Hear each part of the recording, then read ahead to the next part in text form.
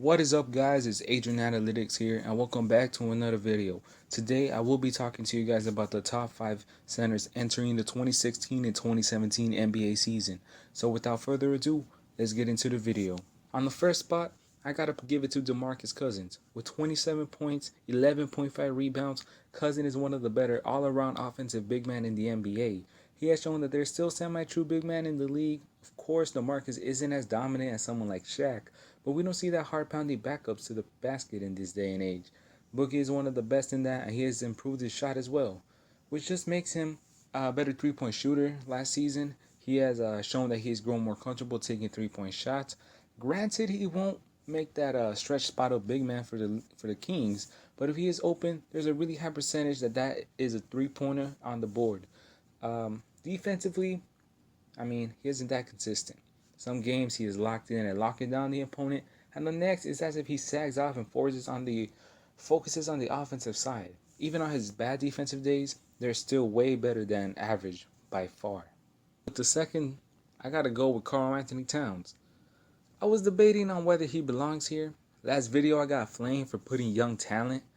I'm sorry if this is not clear, but I am going based off late season production and off season reports as to who will be on the list.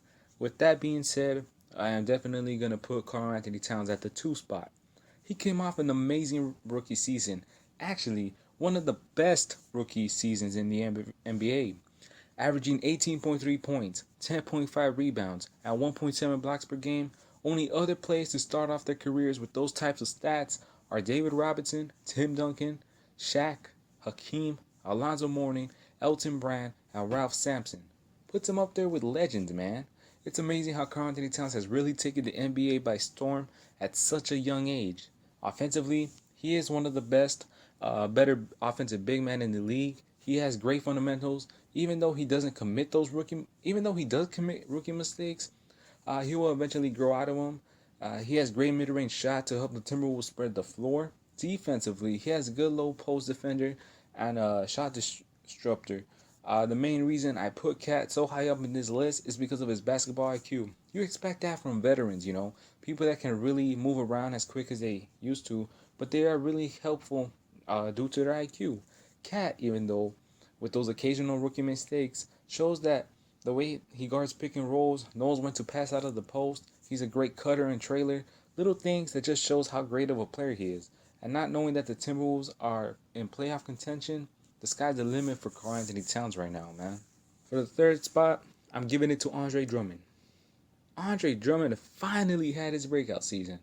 Greg Monroe signing with the Bucks ended up helping the Pistons by allowing Drummond to flourish by getting more playing time and having better floor spacing on the floor with the Pistons. He did great around the rim on both sides, being, in my opinion, the best rebounder in the NBA. Early in the season, he was averaging near 20 rebounds a game. It was insane to see his effort on loose boards. One of the best trailing big men in the league, besides DeAndre. He does a fantastic job on running the break and looking for those alley-oops and does a great job finishing, whether it be on transitions, pick and rolls, or just cuts. I think him being solid on both sides of the floor put him up on this spot. He is a decent pick and roll defender, not that big of a problem for the Pistons. The only thing keeping him from being higher than Karl-Anthony Towns would be his jump shooting. But as what many consider true, he is a true NBA center, if that term could still be used in 2016. Right. These next two, I really had difficulty figuring out what order I should put them in, but I'm going to end up putting DeAndre at 4. DeAndre's coming off one of his better seasons, with Blake missing many games due to his suspension and injuries. It allowed DeAndre to have more space on the post, and he averaged more points, rebounds, and blocks than the previous season. He did amazing in the Olympics, and he has shown that he's one of the best low post defenders in the league, period. He might be the worst shooter on this list, but that just really isn't part of this game, offensive. But he makes up for it on the defensive and rebounding side of the floor, and that's what the Clippers need and want from him. So if that's what he does, then that's what he does the best at. For the fifth spot, I ended up putting Marc Gasol. Gasol, when healthy, is a great center.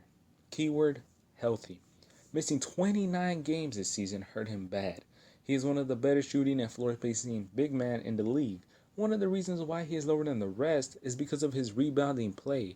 he only grabbed 7 rebounds. And I'm sorry, but if you're an NBA starting center, you should not be getting that little amount of rebounds. The Grizzlies were 28th in rebound. That's what happens when Zach Randolph is your rebound leader with 8 rebounds a game. I believe that if Marc Gasol improves his rebounding skills, then I can see him making that jump to the 3rd spot even. Now for the honorable mentions. Hassan Whiteside definitely could be a top 5 center.